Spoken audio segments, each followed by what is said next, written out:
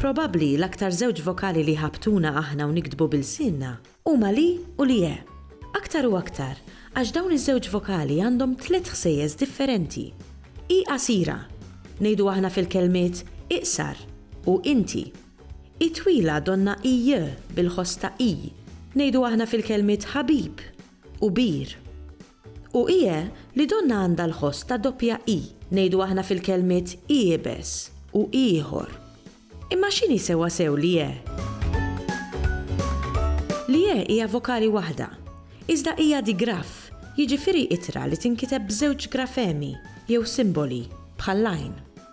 F'dan il-każ, li e tinkiteb bi u e wara xulxin u fl-alfabet Malti nsibuha bejn littri i u je. Aħna nikdbu kelmiet li fihom li u li e, nistgħu nżommu ftit punti ħfief f'moħħna sabiex nevitaw ħafna u ħafna żbalji. L-ewwel nett, il-vokali ien sibuha fl-aħħar sillaba jew fis-sillaba ta' qabel tal-aħħar ta' kelma. It-tieni nett, kelma ma jistax ikollha aktar minn aċċent wieħed, u billi li hija minnha nfisha aċċentata, ma nistgħux inħażżu l-aċċent fuq vokali oħra fl-istess kelma. Ngħidu aħna nikdbu spallira u mhux spallira bl-aċċent fuq la.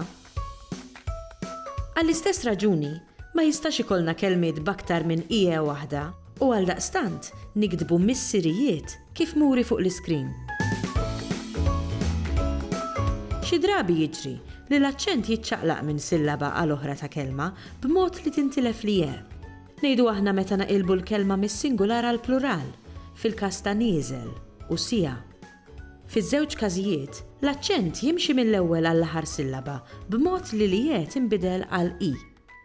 Tajjeb inżommu f'moħħna wkoll xi punti dwar l-użu tal-vokali ije fin-negattiv. L-inqas kelmiet problematiċi huma l-verbi monosillabiċi. Jiġifieri dawk il-verbi li jkollhom sillaba waħda. Billi f'dawn il-verbi ma ssir l-ebda bidla. Ngħidu aħna miet issir ma mietx u ħiet issir ma ħietx. U fiż-żewġ każijiet inżommu li je. Fil-każ ta' kelmiet polisillabiċi, jiġifieri kelmiet li jkun fihom aktar minn sillaba waħda, jiġri li je tintilef billi l-aċċent jimxi għall-aħħar sillaba. Ngħidu aħna mietet issir ma mititx u ħietet issir ma ħititx. Billi fin-negattiv l-aċċent jersaq għal fuq l-aħħar sillaba, verbi li jispiċċaw bl-ittra a jieħdu li je. Per eżempju, l-verb beda isir ma bedix, fil-waqt li l-verb mexa isir ma mexix. U importanti ħafna li nżommu f'moħħna li dan ma joċċa l-kelmiet li jinstemaw donnom jispiċċaw bil-vokali a, iżda li fil-fatt ikollhom apostrofu fit-tarf, billi dan l-apostrofu jirrappreżenta l-konsonanti għajn. Ngħidu aħna sema issir ma semax u mhux ma semix. Punt ieħor li għalih iridu noqogħdu attenti huwa meta li tinserta qabel il-ħsejjes ħ jew ë, billi f'dawn il-każijiet hemm ċans ikbar li tiġi pronunzjata donna ije. Ngħidu aħna fil-kelmiet sabiħ u fih u triq u rqiq. Hemm ħafna affarijiet oħra x'jingħadu dwar li u li e. Mod ieħor kif tużomm huwa billi taqra qatih kodba tajba. Għax bekk idderri lilek innifsek aħjar fl-użu ta' dawn iż-żewġ vokali.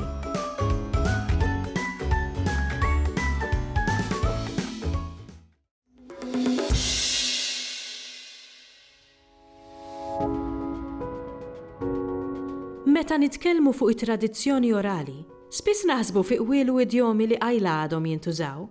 Madankollu, it-tradizzjoni orali mhix biss soġġett tal-imoddi, tant li l-kol kemm aħna nisiltu minna u nikkontribwixxu għaliha fil-ħajja ta' kuljum, anke jekk bla ma nafu. It-tradizzjoni mhijiex xi ħaġa tal-imoddi biss. Fil-fatt George Mifsud Kirkop fil-ktieb Il-Folklor Malti jiddikjara li ma nistgħux nassoċjaw it-tradizzjonijiet mal-passat biss, qisna dejjem nippruvaw nilħqu dak li qatt ma kellna ċans nesperjenzaw. Huwa essenzjali li tkun taf x'kellna, imma għandna nagħtu importanza kbira wkoll dak li għandna jew dak li fadlilna, għax iż-żminijiet dejjem jinbidlu u li ma nilħqux nirrikordjaw ovvjament se jintilef. Li ma kienx għal ħafna ġabbara għalin tal-folklor Malti fosthom Patri Manuel Magri, Giuseppe Cassar Pulucino, George Mifsud Kirkop, Anton F. Fattard, Guido Lanfranco u l-bqija, konna nitilfu ħafna u llum ma kien ikollna xejn irrikordjat, speċjalment materjal li llum m'għadux ħaj. Illum il-ġurnata aħna nagħtu interpretazzjoni wiesa ta' tradizzjoni orali u mmorru mill-qwiel u l-idjomi u l-laqmijiet u l-ismijiet pereżempju tal-widien illi kultant jgħaddu minn persuna l-oħra bil-fom imma ma ssibhomx miktubin fuq il-mapep, sa in-niet tal-futbol jew slogans illi jgħaddu minn ġenerazzjoni għall-oħra waqt il-meetings tal-politika pereżempju, jew fil-festi, jew waqt il-lob tal-futbol. Pereżempju jiena niftakar meta konna tfal, is-sekondarja, konna nkantaw affarijiet waqt il-lob tal-futbol, aħna u nissapportjaw it-tim tagħna jew il-sħabna. Konna nkantaw affarijiet, il-probabbilment ma konniex nifhmu x'inhi l-oriġini tagħhom. Pereżempju aħna konna nkantaw saqajhom ħoxnin għax jiklu l-aġin tal-Victory Kitchen. U ovvjament konna nkunu qed ngħajru lit-tim ieħor. Maħna mexniex l-istorja tat-tieni gwerra dinjija u l-Victory Kitchens. Hemm ukoll għanijiet jew għajtiet illi nużaw fil-meetings. Ma tagħmlu xejn, eċċetera, eċċetera. Daw kollha huma parti mit-tradizzjoni orali tagħna.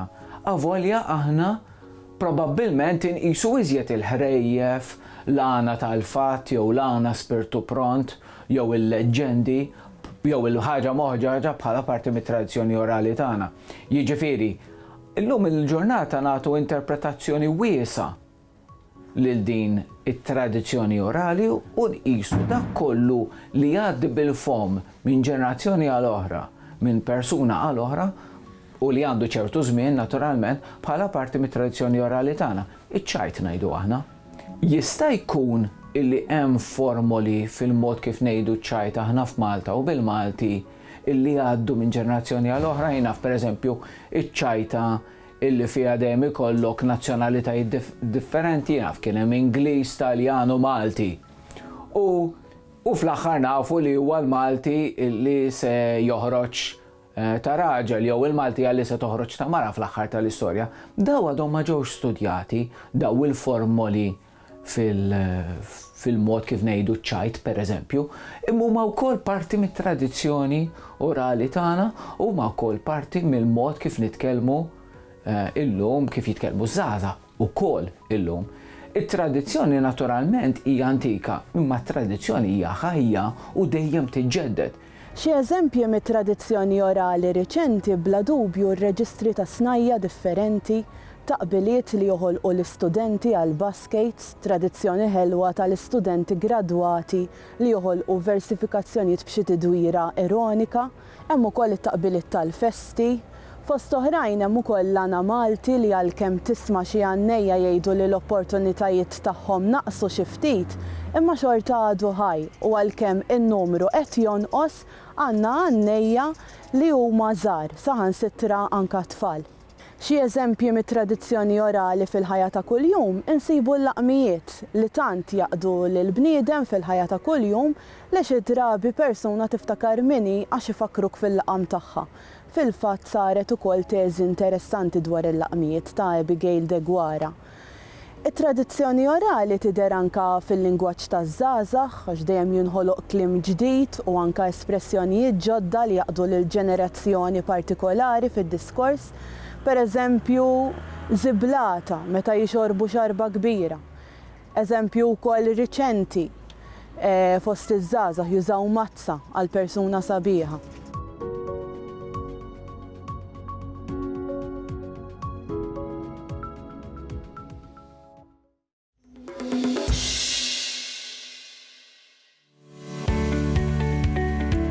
Grazzi għal ktieb Inħaddem il-Malti tajjeb, l-istudenti, l-għalliema u ħaddiema oħra li jinqdew bil-sinna ta' kuljum issa għandhom punt wieħed ta' referenza li jiġbor fih ir-regoli grammatikali ewlenin. It-tim tagħna tkellem ma' Karl Xikluna, wieħed mill-koawturi, dwar din il-pubblikazzjoni.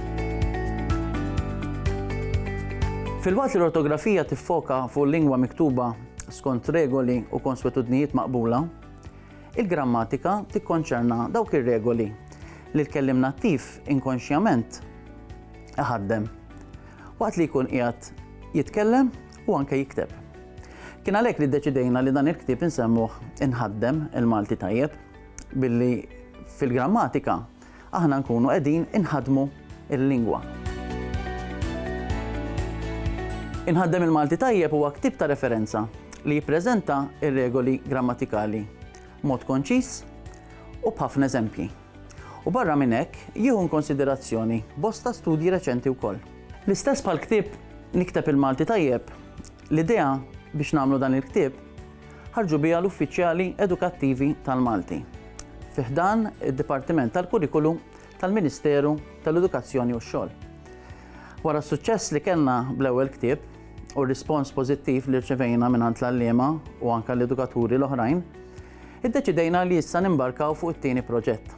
Jiġifieri dak li jkollna manwal tal-grammatika li jista' jkun ukoll punt ta' riferiment u anke ktieb ta' referenza għall-għalliema tal-primarja u anke dawk l-għalliema tas-sekondarja biex jippreparaw il-lezzjonijiet tagħhom u anke il-xogħol li jagħtu lill-istudenti fil-klassi.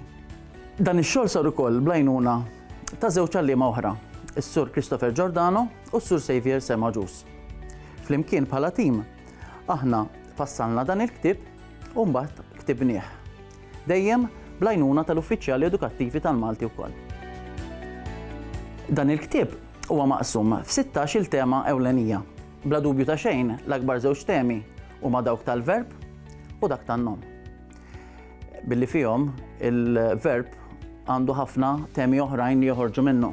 Pereżempju, nitkellmu fuq l-erq, fuq il-forom tal-verbi, fuq it-sok morfemiku u anke il-mod kif niffurmaw il-verbi mhux biss mill-element semitiku imma anke minn kliem li ġej mit-Taljan u anke mill-Ingliż.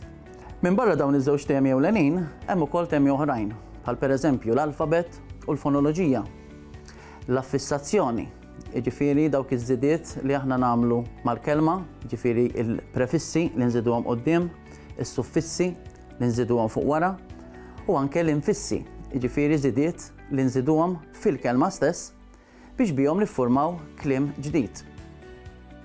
Fost it-temi l-oħrajn hemm ukoll imbagħad il-pronomi, l-avverbi, l-interjezzjonijiet, il-konġunzjonijiet u anke temi bħal konkordja, jiġifieri il-qbil grammatikali fejn l-elementi tas-sentenza jridu jaqblu flimkien.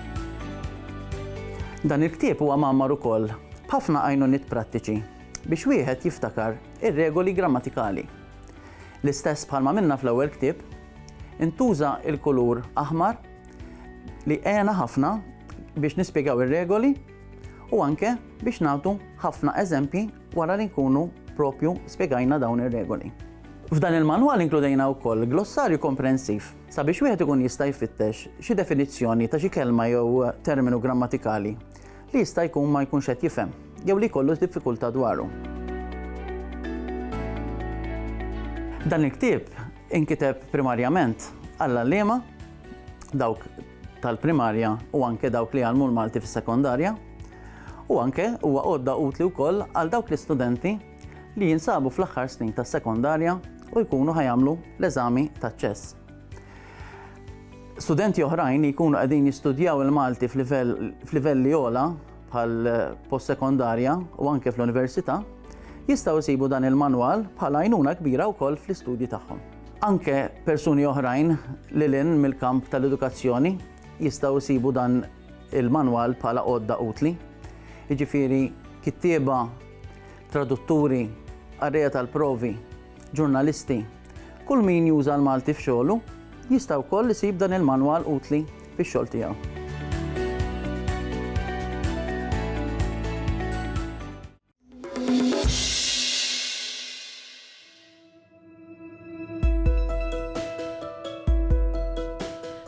F'ġurnata ġenn ikollna bżonn nieqfu nistrieħu. Imqara l-5 minuti. Forsi b'xi tazza tej jew kafè u biċċa kejk. U f'dal ftit ħin, oażi l-bot mill-ġiri ta' kuljum, nistgħu anke naqraw xi ħaġa qasira. Ngħidu aħna poeżija.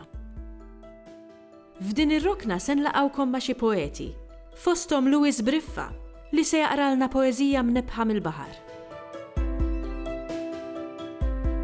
Fil-bidu l-baħar kien id-dmuħ ta' mara li l-maltempata rasset fija sewwa. Konnilna l-miraklu frisk nitkarbu u b'abbundanza rħietu ġej u ħlewwa. B'intelligenza fina jola u jinżel u jbanda l-mirjiet ta' wċuħu l-mija. Nifmuh dan iċ-ċaqliq sigriet ta' ġisem dal-ġgant jiddandan fl-ibsa kaħlanija.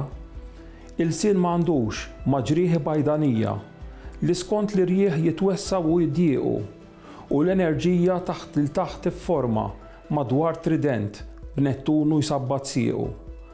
Għajnejh mhumiex għajnejn u jara xorta u jibża minn ġejjien bħal kliem mumejjed jew bħal kuxjenza ta' tiran brutali fl-isbok terinu dubju xieħ ibejjed.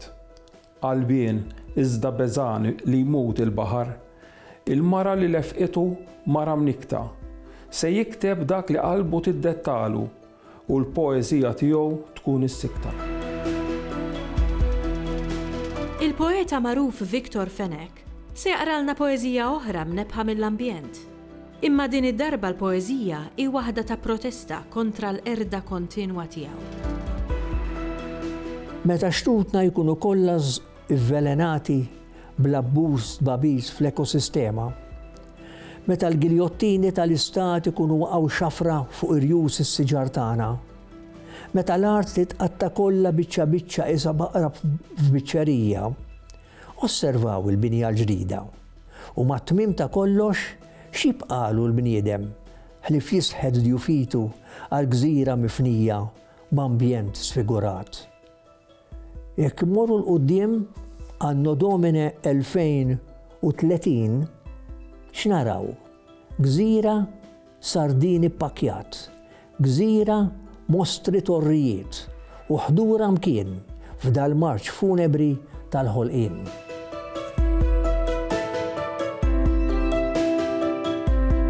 Simon Gallia hija poetessa emerġenti li qed tikteb fuq bosta temi attwali.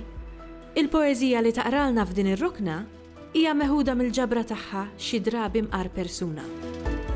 L-aħħar darba li mort nawm, il-mewġ laqani bil-ħlewwa.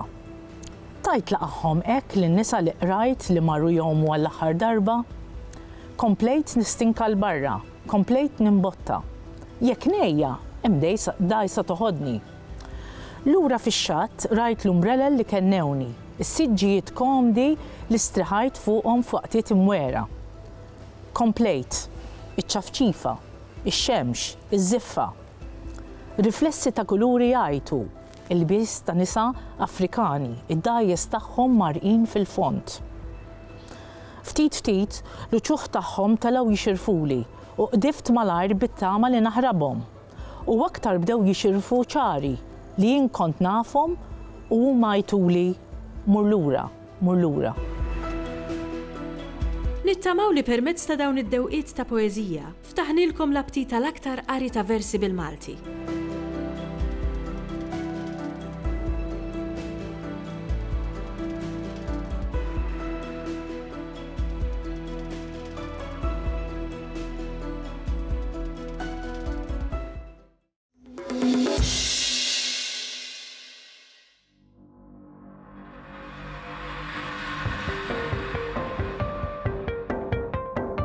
X'inhi l-fantaxjenza?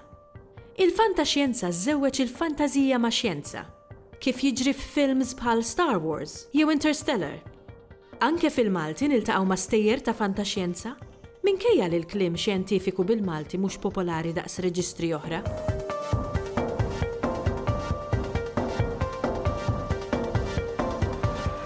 Fantaxjenza huwa ġeneralment ġeneru li fih hemm elementi ta' teknoloġija avvanzata li ħafna drabi ma teżistix għada, ġifieri jekk neħduha kemm mill-letteratura u anke minn serje pereżempju televiżivi, tara affarijiet li llum il-ġurnata m'għandniex għalkemm ċertu affarijiet fil-fantaxxenza fil-letteratura antika tal-fantaxxenza llum il-ġurnata nużawhom kuljum.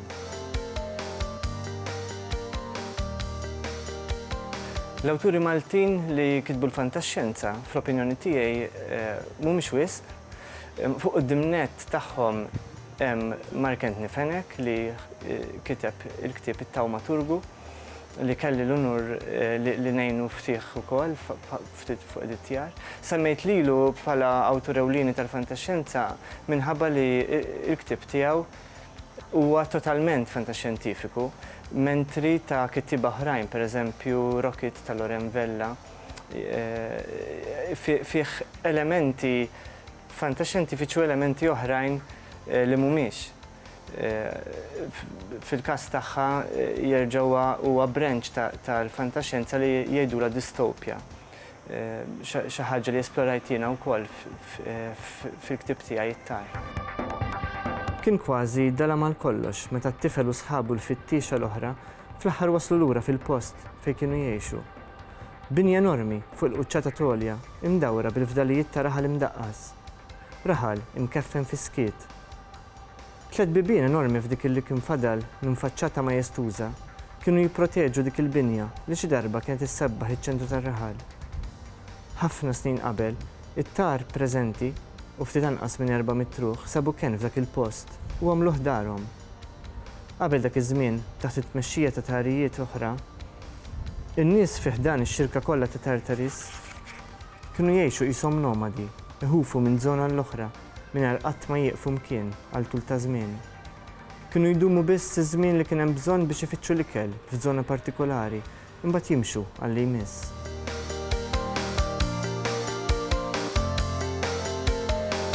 Hemm kittieb oħrajn, ovvjament, li jispikkaw, speċjalment fil-ġeneru distopjan, għal xi raġuni u għal qalb ħafna l-Maltin.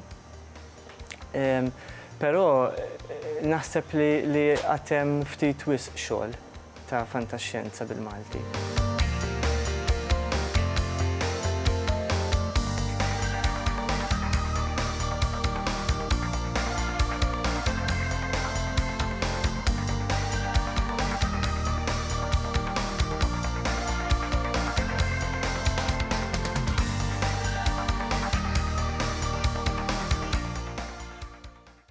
Ilsienna jixtieq jirringrazzja lill-Kunsill Nazzjonali tal-Ilsien Malti, lid-Dipartiment tal-Malti fil-Fakultà tal-Arti l-Università, lill-Ministeru għall-Edukazzjoni u x-Xogħol u lill-Aġenzija Nazzjonali tal-Litteriżmu.